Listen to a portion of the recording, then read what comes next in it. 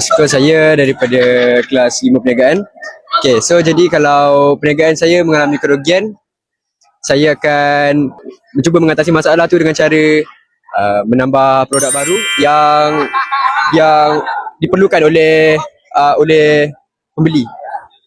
So saya juga akan menambah baik produk yang sedia ada supaya lebih masuk dengan pasaran semasa dan trend semasa. Saya rasa itu sajalah. Itu je. Assalamualaikum, nama saya Iskandar. Saya dari 5 perniagaan. Lepas tu, tadi soalan apa? Jika perniagaan saya mengalami kerugian, apakah saya akan buat? Saya akan buat R&D dulu produk saya. Lepas tu, saya akan cari rakan kongsi untuk besarkan modal lagi. Itu saja. Thank you. Okay, nama saya Ahmad Khalif Ryan. Saya dari kelas 5 perniagaan. Okay, jika perniagaan saya mengalami kerugian, saya akan melakukan R&D dan saya akan membaik pulih perniagaan saya dan saya akan memenuhi kehendak pelanggan. Okay, itu saja.